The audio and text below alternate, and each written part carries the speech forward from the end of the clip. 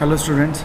So here we are going to start the networking lab. So in the last lecture of the networking lab, I have told you about the some introduction, and in that case I have taken some of the things of the experiment number 1 also, and here I have shown you some of the things which were totally introductory, and I have not shown you any kind of the real time things which we will learn today.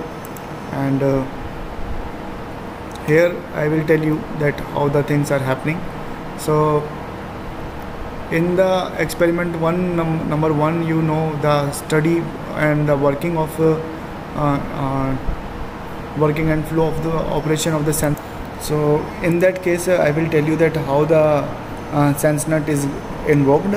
So I will let you know, I will tell you that please upload your software, and it is your SenseNet. This is your SenseNet software. So for that you may need a Java query, and your Java must be on your computer system in which you will install it. So that is the case.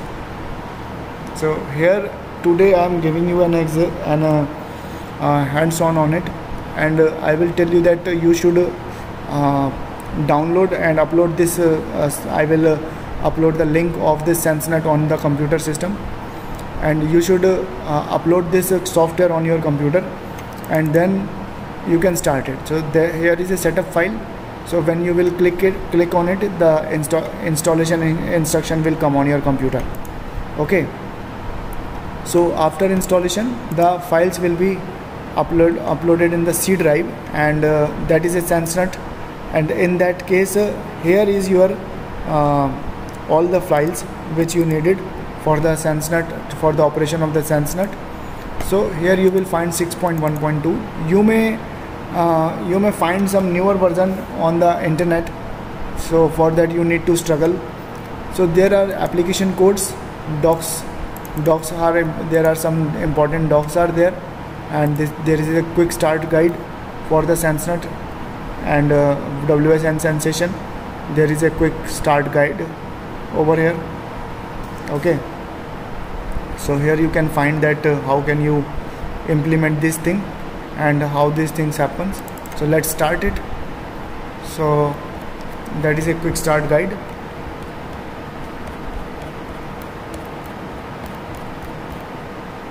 So there is a tool chain for the SenseNet, where we need a Cygwin, Eclipse, SenseNet's GUI, JRE must be in Java runtime environment, must be on your computer, and compiler may be C++ compiler.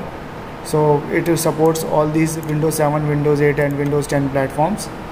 So installation steps have the I will send you this setup file, and you should install it on your computer. So after installation you will find this thing, then welcome to SenseNet toolchains and that like that. So all these things, you need no need to worry about. This is SenseNet toolchain, and in the setup file you will find each and everything. So here you will upload this SenseNet application, and this is you need to accept here, and then you will need to do it next, and after that it will create a desktop icon, and then you can finish it after installation. Okay, so I have already told you about basic hardware. So in the basic hardware, you know, there is a one gateway module where this USB is there. In that module there USB connector is there, and that USB connector you need to plug in, so that you can upload the code on the SenseNet device. Another is your gateway module bottom view. So it is the top view of this gateway module, and it is a bottom view of this top of this module. So next is the radio module. So it is a top view of the radio module, and it is the bottom view of the top module. So you can see there are some connectors. These are some connectors, and these connectors can be interconnected. So if you want to connect this gateway module on this connector, so you can easily connect this module on that. So compiling SenseNet. So you know what you need to do initially. You need to find some project over and in that case you can see that there is a project, and you will go to the build automatically. Then you will find import in file of Eclipse. You will need what you may need to do. You need to invoke the Eclipse. So you need to start the Eclipse. So Eclipse, after starting Eclipse, you need to do the build automatically. Second, you need to do import. Then next is the existing projects into work window. Then you find the root directory. Then you find the after finding the root directory, you will go to the build project, and your project will be installed. You need to find the now you need to upload the file, upload your file on the SenseNet.